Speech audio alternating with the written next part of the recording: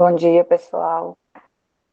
É, Sejam todos bem-vindos. Teve gente que entrou aí durante o momento da oração, não deu para dar as boas-vindas, né? Um domingo de muita Bom tranquilidade dia, para todos nós. Bom dia, Isabela Viola. bom dia. E hoje a gente vai falar do capítulo 35 do livro Contos e Contos, Nas Palavras do Caminho. Eu pesquisei em palestras, livros, aí a maioria das coisas que eu vou falar não são opiniões minhas. Inclusive, em uma das palestras que eu assisti, o palestrante trouxe uma frase de Herculano Pires, da Revista Espírita, que me interessou, eu achei bem oportuna. Ele falou o seguinte, que não existe professor de espiritismo, que somos todos aprendizes, né? Então, não é porque eu estou aqui falando ou que eu estou ensinando, na verdade, a gente só lê e traz o que a gente conseguiu encontrar relacionado ao assunto. Na uma hora ou outra a gente emite uma opinião, mas aí todo mundo tem a sua opinião, né? Bom, eu vou pedir um pouco da paciência de vocês, porque eu não tenho todos os livros que eu peguei os estudos, mas eu tenho os PDFs, e aí está no computador. Aí eu preciso mudar de tela e tal, e esse computador está meio travando, então pode ser que demore uns segundinhos para eu continuar a leitura de algum texto, viu? Aí é só, não é porque deu interferência, não, é por causa da demora do computador. Bom, então, vamos à leitura do capítulo 35. Nas palavras do caminho. Conta-se que Tiago, o velho apóstolo que permaneceu em Jerusalém, esse é o Tiago Menor, segundo Emmanuel, no livro Paulo Estevão, né? Ele que ficou em Jerusalém. Os outros Tiagos, são 4 no total citados na Bíblia. O Tiago Maior, tem muitas falas sobre ele, mas esse Tiago é o Tiago Menor, segundo Emmanuel. Quem trouxe essas informações que eu estou falando foi o Saulo. Eu não peguei o sobrenome dele, mas ele é da FEB, tem livros publicados, aqueles livros dos estudos dos evangelhos, de Mateus e tal, por Emmanuel, né?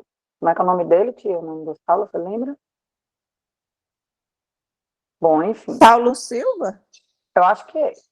Mas, enfim, se alguém se interessar em conhecer o Saulo, eu mando lá no grupo. Ele trouxe essas informações de que esse Tiago, dessa passagem, é o Tiago menor. Então, eles demandavam, Matias e Tiago, rumo a Betânia, né? Eles estavam indo de Jerusalém para Betânia. O sucessor de Judas, o Matias, no colégio dos continuadores do Cristo, quando foi lembrada repentinamente a figura do Iscariote. Contemplando um pomar vizinho, Tiago comentou em resposta às observações do companheiro. Este sítio lembra o horto em que o mestre foi traído. As árvores próximas parecem esperá-lo às lições do crepúsculo, quando o Senhor estimava as meditações mais profundas. Recordo-me ainda do instante inesperado, não obstante os seus avisos. Judas vinha à frente de oficiais e de soldados que empunhavam lanternas, varapaus e espadas. Varapaus são varas compridas, né? Contavam encontrá-lo à noite, porque Jesus muitas vezes se alegrava em ministrar-nos ensinamentos à doce claridade noturna.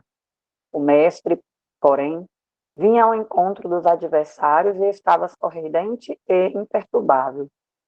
Olhos mergulhados nas reminiscências, o apóstolo relembrava. Adiantou-se o infame e beijou-o na face. Estabeleceu-se o tumulto e consumou-se a prisão do Messias, começando desde então nosso martírio. Que insolência! Que homem caviloso esse Judas terrível! Caviloso significa trama ardilosa, astúcia, né? No caso, ele tramou isso, né? Replicou Matias, inflamado no zelo apostólico. Dói-me evocar o vulto hediondo do ingrato. Como não vacilou ele no crime ignominioso? Que significa humilhante, que desonra. Será Judas para sempre a nossa vergonha, exclamou Tiago, arrimando-se ao bordão rústico. Muitas vezes ouço a argumentação de Pedro que busca defendê-lo. Ouço e calo-me, porque para mim não existem palavras que o escusem, que o desculpem, né, o perdoem. Esse traidor será um réu diante da humanidade. Foi ele quem entregou o mestre aos sacerdotes criminosos e provocou a tragédia do Gólgota. Gólgota é o Calvário, lugar de suplício. Não tem advogados nem desculpa. Foi perverso, positivamente infame. Como se abalançou a semelhante absurdo? Indagou o interlocutor. Tudo lhe dera o Senhor em bênçãos eternas. Foi o espírito diabólico da ambição desregrada, tornou Tiago em voz firme.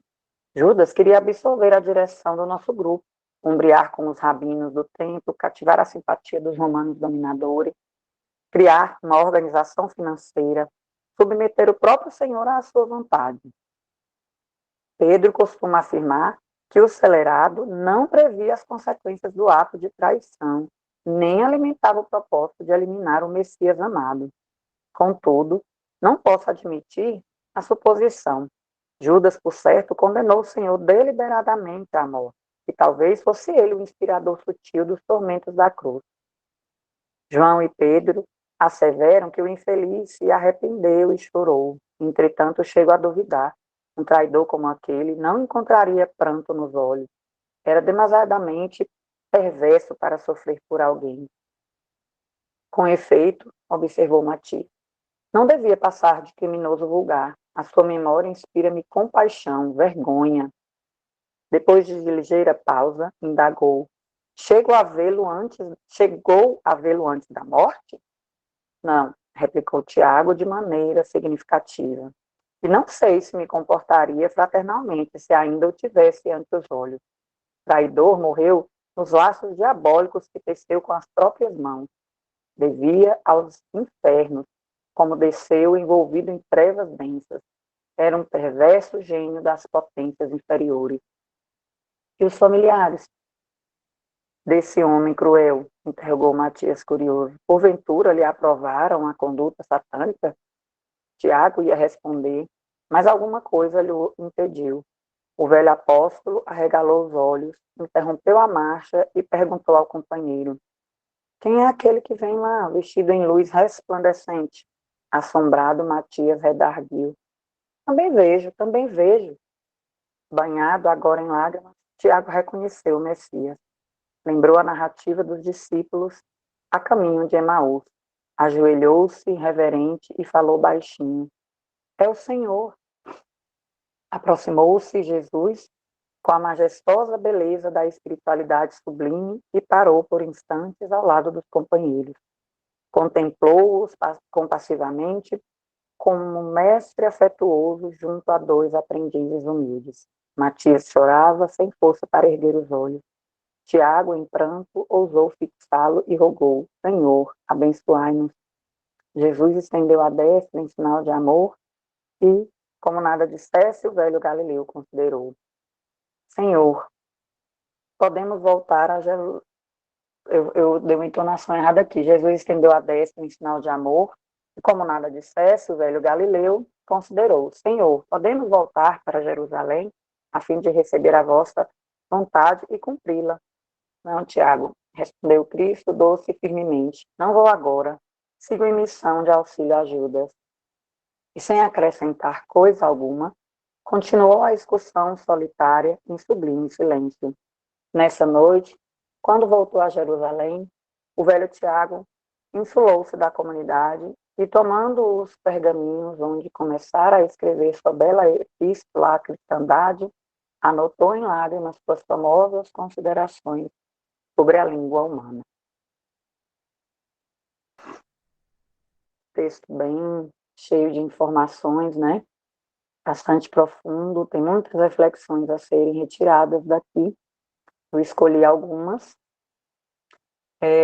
Esse caminho que eles estavam percorrendo, então, lembrava o local onde Jesus foi pego pelos sacerdotes, né, do Sinédrio. E Tiago lembra da narrativa dos discípulos a caminho de Emaús. 3 dias depois que Jesus morreu, ele apareceu nesse caminho para dois discípulos que por ali estavam e também tiveram essa mesma visão, né? Ao longe, Jesus chegando, só que Jesus não se apresentou e eles não conseguiram perceber que era Jesus. E aí eles estavam comentando e Jesus perguntou o que era e eles falaram sobre a crucificação do mestre, né, de um homem que era o Messias e tal. E aí ele falou que não estava sabendo, e aí eles conversaram um pouco, Jesus ia continuar, eles falaram, não, já está escurecendo, vamos comer aqui com a gente e tal, e Jesus ficou. Então Jesus fez aquele ritualzinho de pegar o pão, dividir, abençoar, né? E aí quando eles olharam, eles conseguiram enxergar que era Jesus. E logo depois de emocionarem-se, Jesus já desaparece. Então eles saem daquele local e voltam para contar para os outros discípulos que Jesus tinha aparecido para eles e estava vivo e que era verdade que Maria Madalena tinha visto ele. Inclusive eles chegaram a comentar, né, com Jesus, que havia uma mulher que tinha dito ter visto ele e tal. Bom, então essa é a história dos discípulos a caminho de Emaús, que ele cita aí, que ele também lembrou, né, no momento em que Jesus apareceu para eles. Então, a primeira lição que eu anotei é a lição do perdão. Jesus perdoou Judas. Ele, na verdade, Jesus não precisa perdoar porque ele não se ofende, ele não se magoa, né? E aí ele consegue enxergar em nós as nossas más tendências, as nossas dificuldades, as nossas imperfeições morais. Ele tem piedade de nós. Quando ele vê a gente cometendo algo errado, ele olha para a gente com aquele amor, com aquela compaixão do filho que ainda é uma criança espiritual, digamos assim, de que ainda não percebeu o verdadeiro sentido da vida, do bem, né, o verdadeiro motivo da criação de Deus para nós rumo à perfeição, né? E aí um exemplo que eu vou dar, o exemplo não, o fato descrito por Maria Madalena, aliás, Maria Dolores, no livro Coração e Vida, né? Foi então que Judas, depois de assistir às cenas do Calvário, levado por tremendo remorso, cometeu suicídio. No entanto, Jesus, após a sua morte, tocado de compaixão, foi ao encontro do espírito enlouquecido de Judas, permanecendo 3 dias ao seu lado, até que ele adormecesse, segundo a revelação da poetisa desencarnada Maria Dolores, nesse livro. Esse texto é de um site que eu peguei, depois eu passo o nome lá no grupo. Então foi ela que nos trouxe a notícia de que Jesus estava lá ao lado de Judas quando ele suicidou. Ele saiu daquele momento do Calvário e quando o espírito dele, né, se libertou do corpo, ele foi recebido por muitos anjos, tem descrito no livro há 2000 anos, né, Lívia tem a visão pela janela do quarto dela desse momento, ela consegue se desdobrar e chegar mais próximo, inclusive Jesus olha para ela naquele momento. Lívia era a mulher de Públio Lentulus, né? E aí ela tem essa visão desse momento de muitos anjos, de muita luz ali ao redor de Jesus. E ele vai lá, Maria Dolores traz para a gente essa notícia de que ele fica com Judas. Então, Jesus perdoa, né? A lição do perdão que Jesus traz. A lição da indulgência. Jesus, mesmo tendo sido traído, foi lá ajudar, né? Porque ele entendia, ele sabia que Judas era ambicioso, que ele queria que o cristianismo fosse implantado à força, né? Ele queria que Jesus conquistasse os poderosos, os sacerdotes, né, os judeus lá, o pessoal. E o intuito dele em entregar Jesus era apressar o triunfo do cristianismo no mundo. Ele amava o Cristo, porém, ele queria ter poder, né?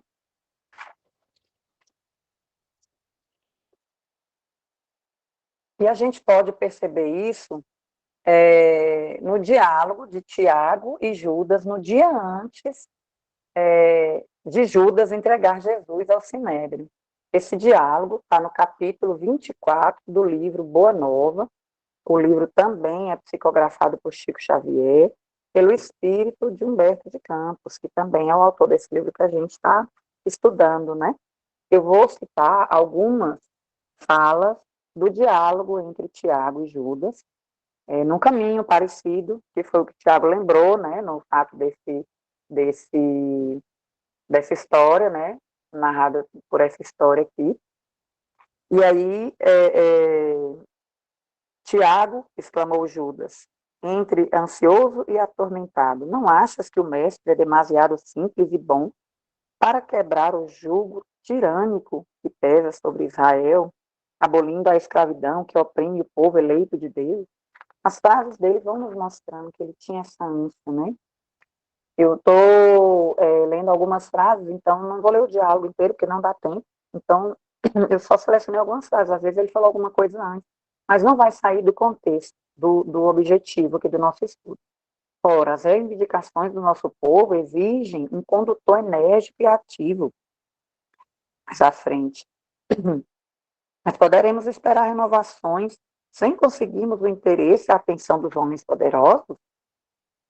Não concordo com os princípios de inação e creio que o Evangelho somente poderá vencer com o amparo dos prepostos de César ou das autoridades administrativas de Jerusalém. E esse diálogo é bem maior e Tiago sempre ponderando, sempre tentando explicar a Judas que Jesus pretendia implantar o reino do céu na terra através do amor, do perdão, né? Ele sempre buscava Judas, Judas, né? E aí mais para frente Tiago fala assim, antes de Tiago tem mais essa fala de Judas que é muito importante falar, que a gente vai tomar um esclarecimento sobre ela.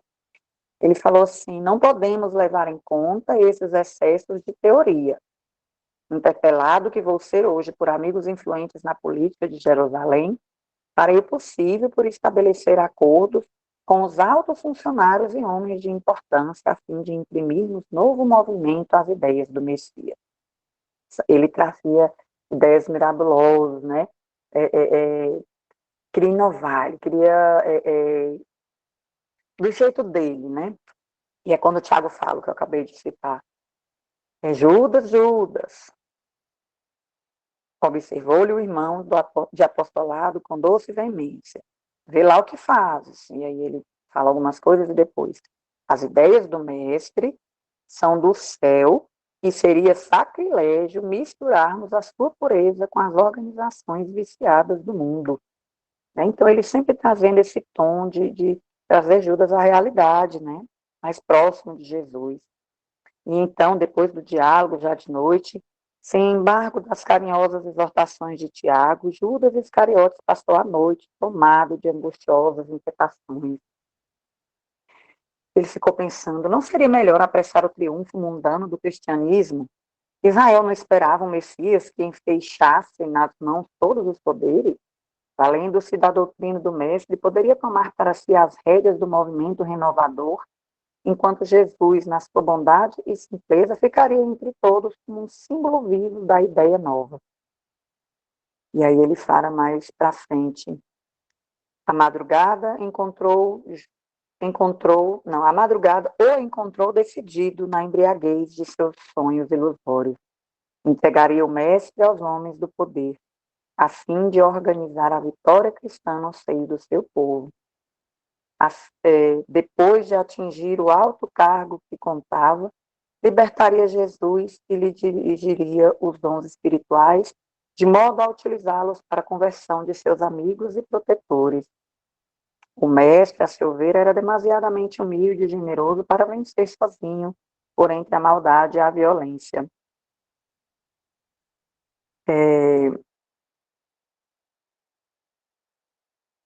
Deixa eu ver aqui. Bom, então essas são as falas de Judas. Tudo que passou pela cabeça dele. Ele recebeu 30 moedas do Sinédrio para entregar Jesus com um beijo na testa, né? E aí tem mais explicações aqui. Apesar de satisfeito com a sua mesquinha gratificação e desvairado no seu espírito ambicioso, Judas amava o Messias e esperava ansiosamente o instante do triunfo para lhe dar a alegria da vitória cristã por meio das manobras políticas do mundo. Passado o Calvário, Judas conseguiu enxergar, né? Contemplou todas as cenas angustiosas e humilhantes do Calvário, e atroz remorso lhe pungia a consciência dilacerada. Lágrimas ardentes lhe rolavam dos olhos tristes e amortecidos. Malgrado a vaidade que o perdera, ele amava intensamente o Messias. Então Jesus conseguia enxergar tudo isso em Judas, né? Por isso, a lição do perdão e da indulgência. Quando a gente fala em indulgência, é quando a gente sabe que nós também podemos já ter cometido ou podemos ainda cometer aquele mesmo erro e a gente perdoa o nosso irmão pelo erro, a fim de também sermos perdoados pelos nossos, né? Após essa lição, então, a gente já falou da lição do perdão e da indulgência, a gente vai para a lição da pedagogia do amor, em que, pela misericórdia divina, conseguimos, através das reencarnações neste planeta, provas e expiações, resgatar os nossos débitos. A gente, no livro Crônicas de Além Túmulo,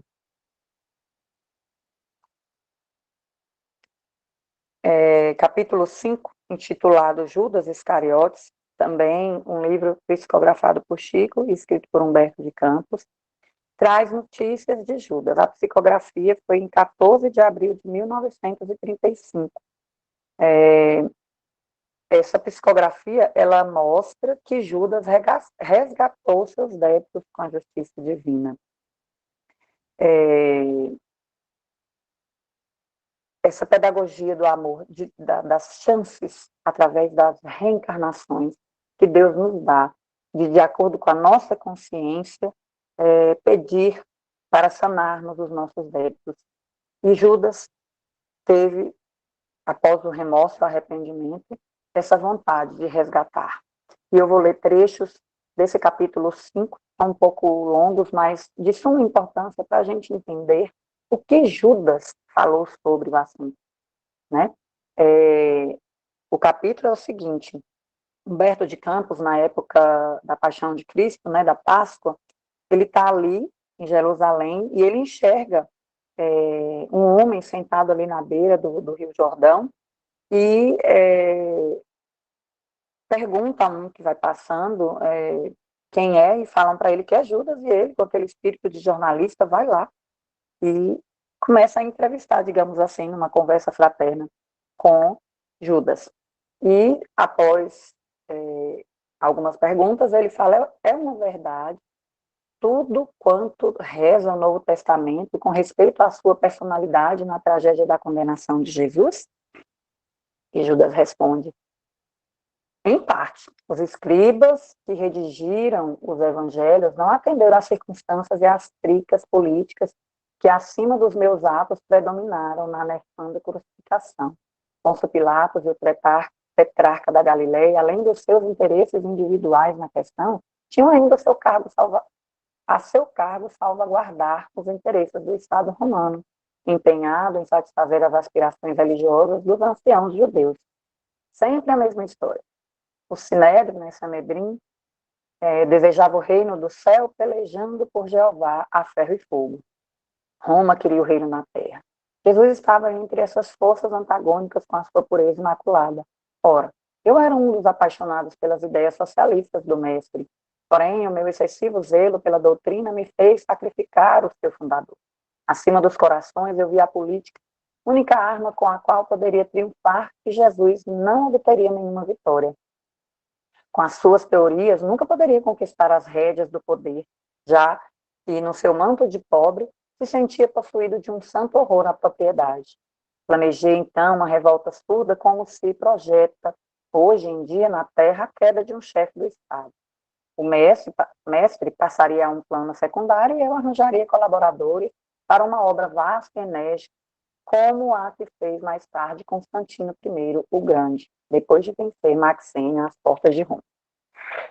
Aí ele termina de falar sobre esse Constantino, e aí ele segue Humberto de Campos. E chegou a salvar-se pelo arrependimento?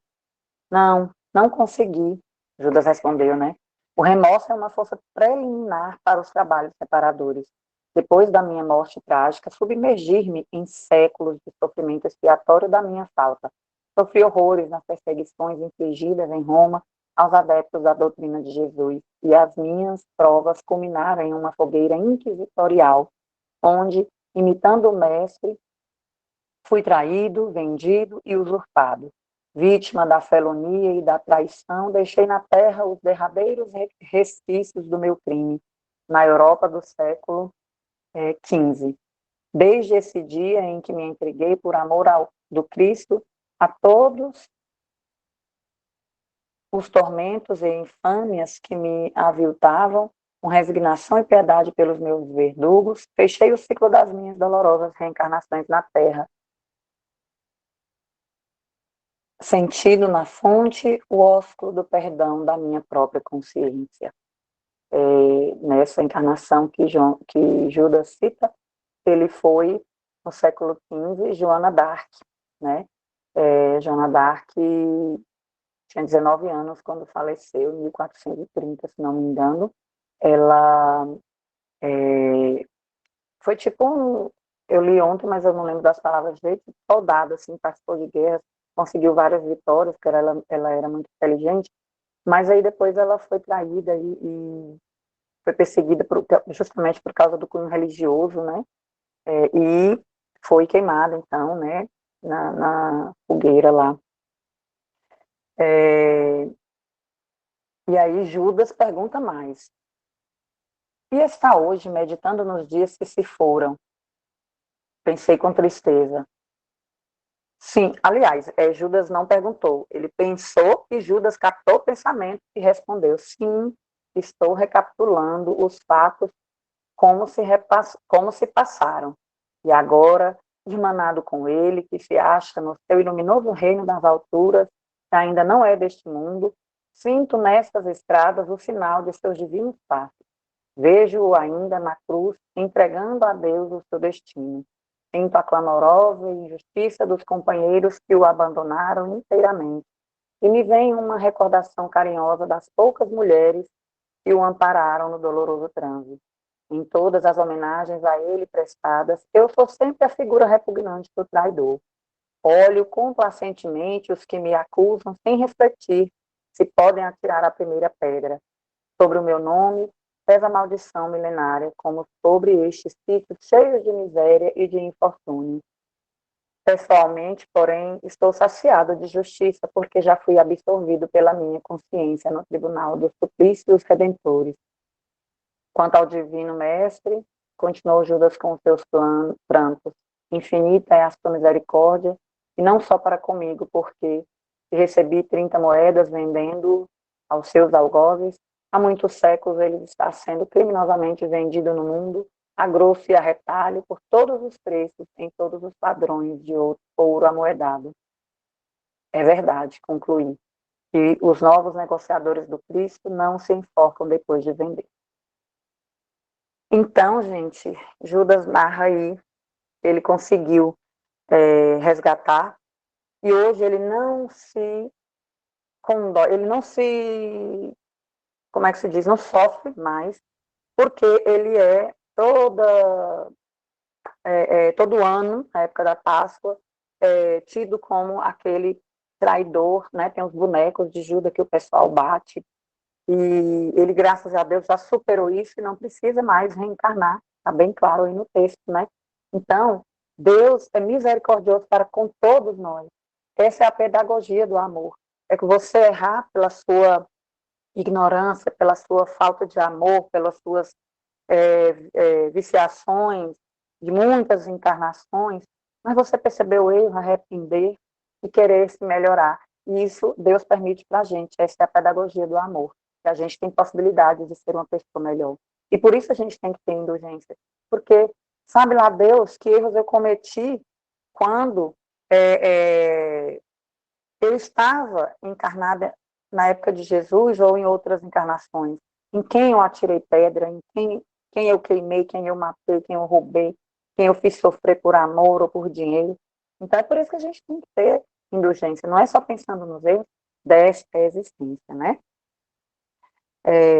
Todos nós podemos e vamos nos melhorar e evoluir, como o exemplo de Judas e de muitos outros que a gente tem aí, né?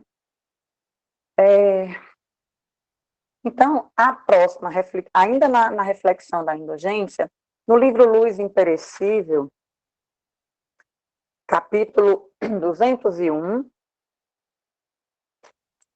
no título Sábia Sentença, tem, eu até já falei sobre esse estudo, no estudo de quarta-feira, no estudo do Evangelho, em João, capítulo 8, versículo 7. E como insistissem, perguntando-lhe, endireitou-se e disse-lhes, aquele que dentre vós está sem pecado, seja o primeiro que atire a pedra contra ela. Aquela mulher que cometeu adultério ia ser apedrejada em praça pública, digamos assim, e Jesus falou isso, e todos saíram. E aí eu tirei aqui uns dois trechinhos para a gente refletir, né? Às vezes aparentamos-nos virtuosos, mas, recorrendo para a consciência, para o mais íntimo, apuramos que é outra realidade. Somos todos faltosos, deficientes, fazendo-se necessário para o próprio bem o uso da compreensão e da benevolência em todas as circunstâncias, sem que isso implique em acompliciamento com o erro. E aí tem essa parte, seja o primeiro que atire a pedra contra ela, né? Não houve primeiro nem último para atirar pedra naquela mulher. Paulo escreveu referindo-se a Salmos, capítulo 14, versículo 3, como está escrito: não há um justo, nenhum sequer. Afastaram-se constrangidos pelo que portavam no coração. E aí os autores continuam. E se ali estivesse um justo, seria compassivo, tolerante como Jesus, né? Mais uma vez mostrando a misericórdia, a indulgência, o amor, o perdão de Jesus. Ainda hoje, a todo instante, somos convidados a refletir sobre esse acontecimento. E quando o fazemos e observamos que aí também nos enquadramos, podemos nos forrar à reciclagem de tristes e lamentáveis atitudes geradoras no século de sofrimentos e frustrações, mantenedores do vínculo do espírito na retaguarda da evolução, ou seja, quanto mais a gente se permite errar, permanece no erro, não se esforça para melhorar, a gente vai se manter nessa retaguarda da evolução, ou seja, bem um pouco mais longe, né, de sermos pessoas melhores, né, encarnando, reencarnando, reencarnando na roda da vida. Bom, aí, após essa lição, que a gente não deve atirar a pedra porque todos nós temos pecados, por mais perfeitos que venhamos a nos achar nesta existência, né? Às vezes a gente aponta o defeito do outro, eu não faço mais isso, tipo, eu não roubo, eu sou honesto, então eu posso julgar, não, mas e as outras existências? Você tem certeza que você nunca roubou? Nós somos um espírito com uma única vida, muitas existências, nós somos responsáveis por todos os nossos atos em todas as existências, então a gente não pode apontar o dedo em hipótese nenhuma, por isso que Jesus é tão bom, porque, né, evoluído perfeito, sabe disso. Mais uma lição, a lição da vigilância. Meu tempo está acabando, ainda tem mais duas lições. A lição da vigilância. Capítulo 128, também do livro Luz Imperecível. Nesse capítulo, o título é Trama. Ele vem falar também de Judas. É assim, ó, Marcos, capítulo 14, versículo 10. E Judas Iscariotes, um dos 12, foi ter com os principais dos sacerdotes para lhe entregar. Principais dos sacerdotes, eles eram aqueles que cuidavam da parte burocrática, da parte como é que se diz, das regras, das ordens, dos rituais, de tudo lá, né? E ele queria poder, então ele tinha que falar com os poderosos do Sinédrio, né? Bom, quando nós somos convocados a gente entra numa religião, numa doutrina, numa seita, qualquer caminho que nos leve a Deus, a Jesus, que a gente começa a trabalhar, porque frequentar é diferente de trabalhar. Se eu vou à casa espírita, apenas tomar passe e água fluidificada, eu não tenho a mesma responsabilidade daquele que vai para ajudar a limpar, para abrir as portas, organizar as cadeiras, organizar estudo, receber as pessoas, sei lá, todas as ações sociais, assim como na igreja, aquele que vai só na missa uma vez por semana, senta lá e assiste, às vezes até dá um dízimo lá e sai. Não é a mesma responsabilidade daqueles que estão lá no altar junto com o padre, auxiliando as leituras, auxiliando nas músicas, auxiliando a limpar, a organizar os eventos para angariar verbas, etc. A gente, quando nós somos convocados ao desempenho de atividades, isso está aqui no livro Luz Imperecível, somos convocados ao desempenho de atividades que expressem nível de lealdade ao Evangelho e a aferição dos propósitos que vimos de eleger. Quando nós somos convocados, começam as influências externas e as internas, as nossas. A gente começa a ser cobrado pela família, pelos amigos. As pessoas olham mais para a gente, esperam que a gente tenha, pareça santos, né? Não sei se vocês já tiveram isso, mas as pessoas, você fazendo isso, anda com a Bíblia debaixo do braço e fica querendo ser o bom, porque a gente prega, né? E às vezes não consegue agir. Prega, quando eu falo, é quando a gente fala, né? Vai lá na frente e fala, ou até nos nossos diálogos do dia a dia. Mas não é fácil praticar. Então a gente é mais cobrado, né? Vou apressar aqui que eu queria falar tudo. Então, torna-se imperiosa a adoção da vigilância no surgimento das novas ideias. A falta deste componente sempre indispensável, estaremos sujeitos, fugindo dos ditames seguros da nova mensagem, entrar consciente ou inconscientemente nas teias da inferioridade. É isso, né, que eu falei das influências, né? A cautela será sempre medida de bom senso, já que por sua ausência costumamos denegrindo o voto de confiança que nos foi otorgado. Descambarmos para as tristes veredas do desequilíbrio e da desilusão de que o bem-intencionado apóstolo passou a constituir-se em exemplo vivo. Ele estava bem-intencionado, ele queria que o cristianismo fosse implantado mais rapidamente. Mas o mundo, eles dizem que o inferno está cheio de boas intenções, né? Então aqui está chamando a gente à vigilância, né? Nós também, candidatos ainda incipientes e imperfeitos à ação dentro dos padrões evangélicos, expressamos em meio às experiências do dia a dia os ideais de Jesus, as vaidades dos sumos sacerdotes, as tibiezas ou fraquezas, né, dos apóstolos, os envolvimentos imediatistas de Judas. Verdadeiro espírita, aqui fala assim, não podemos descuidar de que a característica do verdadeiro espírita é a sua transformação moral e os esforços que emprega para domar suas inclinações.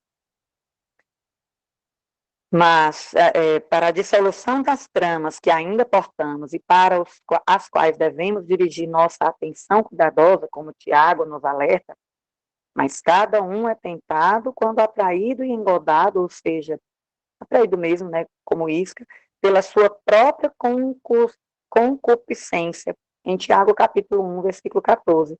Concupiscência é cobiça, né? Para finalizar essa parte da vigilância, aqui fala assim, ó, podia haver em Judas, como realmente houve, influência espiritual de ordem inferior, mas encontrando ressonância dentro dele. A vigilância, mais uma vez, é chamada para que os impulsos irrefletidamente aceitos não venham a nos conduzir a situações difíceis. Não podemos, a respeito disso, nos esquecer de que o verdadeiro inimigo está dentro de nós, personalizado pelas viciações. Judas apreciava o dinheiro, que o levou vale repetir, a sucumbir ao peso da própria bolsa. Os valores amoedados e transitórios nunca poderão abater os fundamentos inabaláveis do espírito. São em lances desse tipo que padrões de humildade, resignação e fé em Deus são medidos e testados ante os componentes que o mundo exterior nos propõe a todo instante. São as ilusões advindas principalmente pelas aparências, pelo poder, pela autoridade, a desafiar a cautela e a segurança de cada um. Então, a lição da vigilância, né? Aquela parte lá que Judas ficou com aquelas ideias mirabolantes. É por causa disso que eu trouxe esse texto. E, por fim, gente, a lição da maledicência. Tiago, lá no final, no último capítulo, fala que Tiago foi escrever, né, na epístola dele, a parte, que é o capítulo 3, sobre a maledicência, sobre a língua, né? O texto de Tiago, ele é muito bonito. O Saulo, do qual eu falei, ele traz informações de que Tiago, ele não se preocupava muito com o cunho religioso nas cartas dele, no texto dele. Né? Ele endereça questões práticas, pragmáticas do dia a dia. Não há discussões teológicas. Ele está interessado em como é que vive a mensagem do Cristo. Né? Ele traz uma questão ética e moral. Não fica ele fica num terreno neutro, né? Ele não preocupa muito em convencer ninguém a acreditar no Cristo, né? Ele preocupa em como a gente vive o que o Cristo nos ensinou. E no capítulo 3, Tiago fala o seguinte: força e perigo da língua, né? Meus irmãos, não se façam todos de mestre. Vocês bem sabem que seremos julgados com maior severidade, pois todos nós estamos sujeitos a muitos erros. Aquele que não comete falta no falar é um homem perfeito, capaz de pôr freio ao corpo todo. Quando colocamos freio na boca dos cavalos para que nos obedeçam, nós dirigimos todo o corpo deles. Vejam também os navios, são tão grandes e empurrados por fortes ventos. Entretanto, por um pequenino leme, são conduzidos para onde o piloto quer levá-los. A mesma coisa acontece com a língua, é um pequeno membro, e, no entanto, se gaba de grandes coisas. Observem uma fagulha, como acaba incendiando uma floresta imensa. A língua é um fogo, o mundo da maldade. A língua colocada entre os nossos membros contamina o corpo inteiro, incendeia o curso da vida, tirando a sua chama da gema. Qualquer espécie de animais ou de aves, de répteis ou de seres marinhos, são e foram domados pela raça humana, mas nenhum homem consegue domar a língua. Ela não tem freio e está cheia de veneno mortal. Com ela, bendizemos o Senhor e Pai, e com ela amaldiçoamos os homens feitos à semelhança de Deus. Da mesma boca sai bênção e maldição. Meus irmãos, isso não pode acontecer. Por acaso a fonte pode fazer jorrar da mesma mina água doce que água salobra? Meus irmãos, por acaso uma figueira pode dar azeitonas e uma videira pode dar figos? Assim também uma fonte salgada não pode produzir água doce. Esse texto de Tiago, ele não é para um povo como Paulo, que mandava carta aos Timóteos, carta aos Coríntios. Ele é para toda a população, para todos que leem. E eu digo mais, eu interpretei essa parte assim, da mesma boca sai bênçãos e maldição.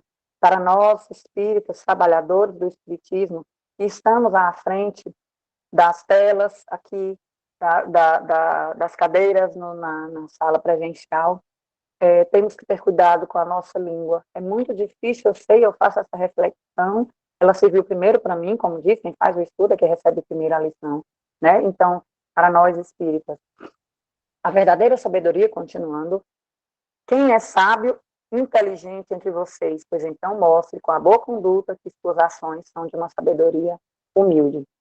Para finalizar agora, eu vou ler um texto de Emmanuel, porque Emmanuel, ele tem essa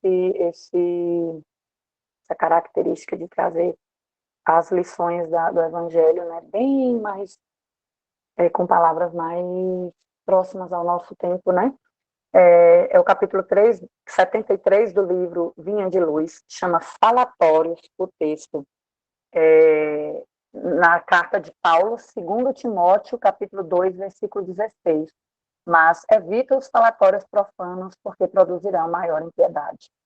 Terminando esse texto, eu deixo aberta a palavra, se ainda der tempo de alguém falar. Eu empolguei e acabei trazendo muita coisa, mas é importante finalizar aqui. Poucas expressões da vida social ou doméstica são tão perigosas quanto o falatório desvairado, que oferece vasto lugar aos monstros do crime. A atividade religiosa e científica ha descoberto numerosos fatores de desequilíbrio no mundo, colaborando eficazmente por extinguir-lhes os focos essenciais. Quanto se há trabalhado, louvavelmente, no combate do álcool e a sífilis, ninguém lhes contesta a influência destruidora. Arruinam coletividades, estragam a saúde, deprimem o caráter. Não nos esqueçamos, porém, do falatório maligno que sempre forma em derredor imensa família de elementos enfermiços ou aviltantes, à feição de vermes letais que proliferam no silêncio e operam na sombra. Raros meditam nisso. Não será, porventura, o verbo desregrado, o pai da calúnia, da maledicência, do mexerico, da leviandade, da perturbação? Deus criou a palavra, o homem engendrou o falatório. A palavra digna infunde consolação e vida. A murmuração perniciosa propicia a morte.